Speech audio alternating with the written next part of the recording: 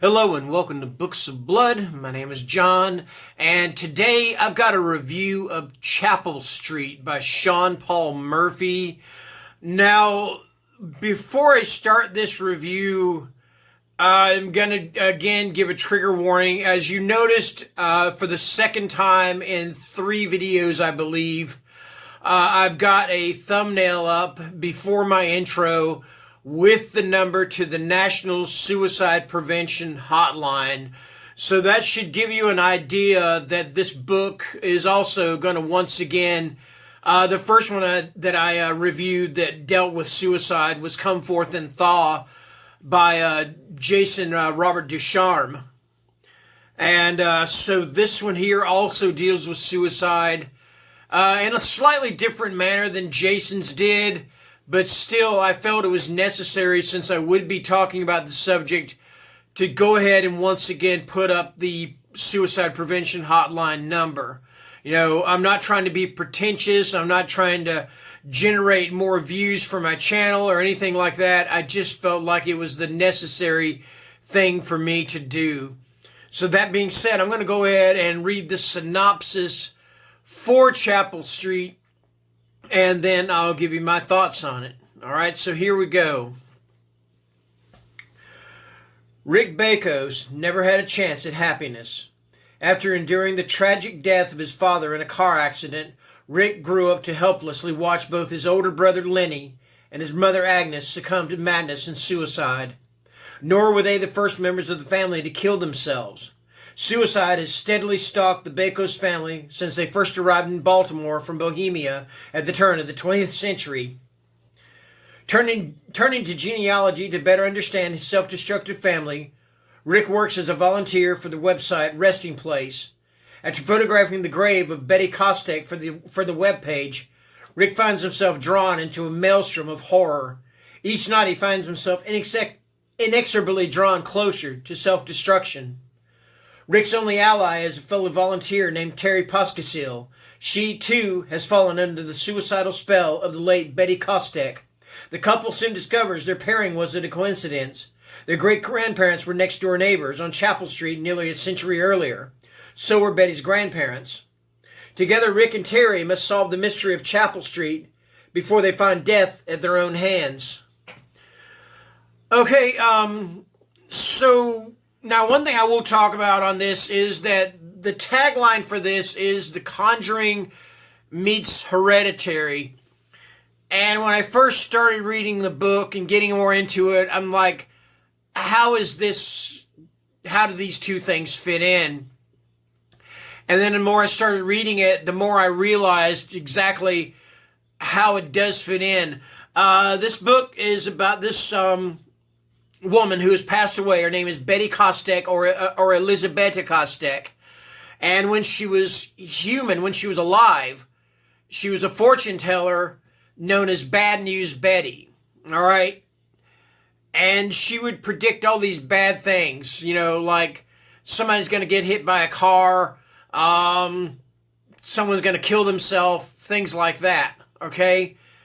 And she was using black magic or spells to basically make these things come true. So now that she's dead, she still has this hold over the character Rick Bakos. She still has a hold over him, just like she had a hold over his family. And basically how she drove these members of this family to suicide in order to make her own predictions come true. All right? And I don't really know if I'm doing a great job as far as giving you the synopsis, because I don't want to give too much away. But the thing about this book is, yeah, I can understand where it's like The Conjuring meets Hereditary, because Betty is kind of like Bathsheba. She is just a horrible presence in Rick's life, just like Bathsheba was a horrible presence in the life of the Perron family and The Conjuring. And then the Hereditary thing is how how just from on down through the ages, or not the ages, but through the years, how Rick's family, mainly Rick's family, and somewhat Terry's family, also how how their family has been plagued by suicide. So there's that. So I understand where the whole Conjuring meets Hereditary thing came from.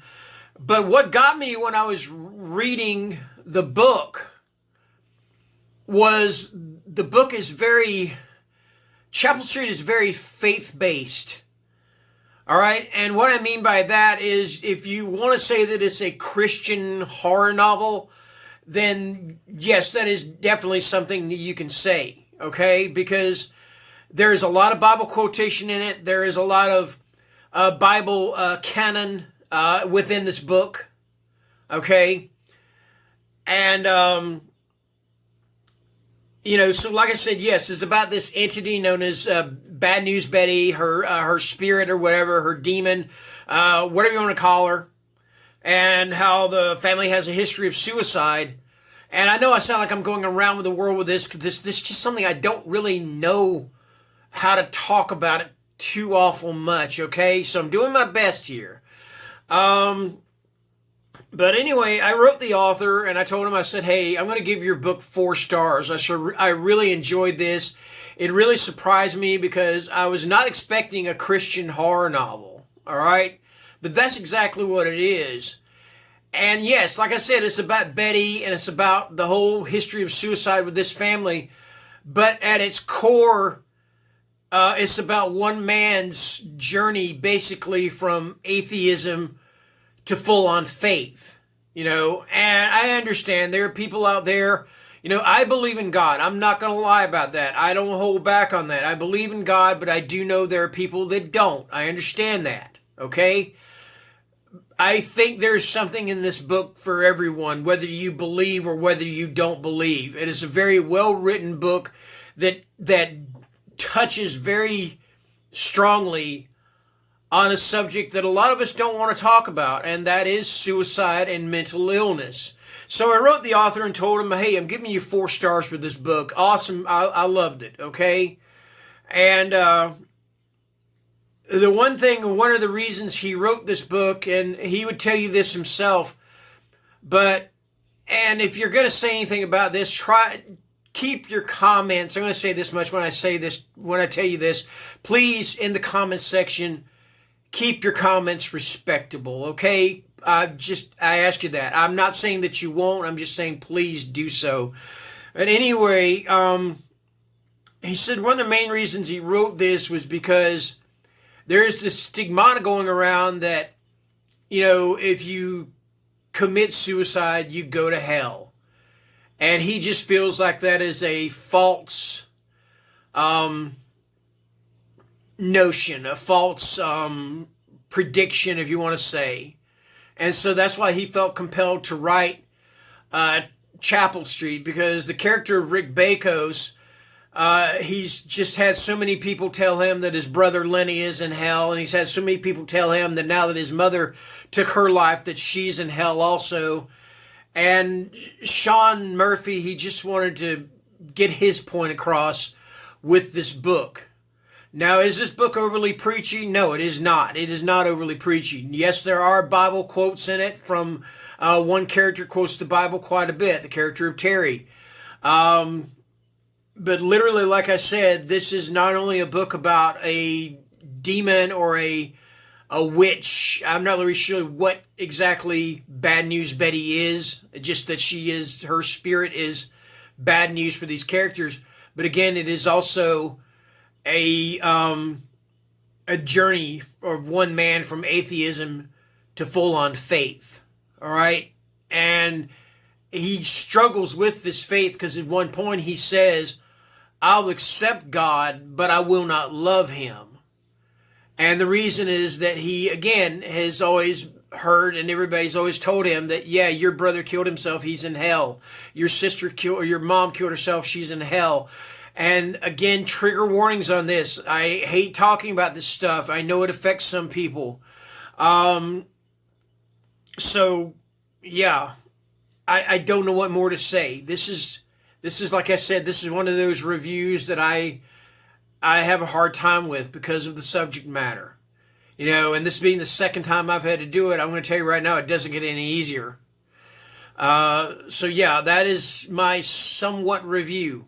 If you're thinking to yourself, well, that's not a review, that's okay. I understand that. But I did promise the author that I would do a video review or discussion about this book, and that's what I'm doing. I'm giving this book 4 stars. I enjoyed it quite a bit. Well, not so much. I didn't enjoy the subject matter. I enjoyed the writing. I enjoyed the story. It's the subject matter. That's another thing. All right. So yeah, 4 stars to Chapel Street by Sean Paul Murphy. Thank you guys for watching, and hopefully in the next time I'll have a little more cheerful video for you, because this, I admit, this kind of drags me down also talking about it, but I just felt it was necessary to do so. Anyway, thank you guys for watching, and have a great day. Bye.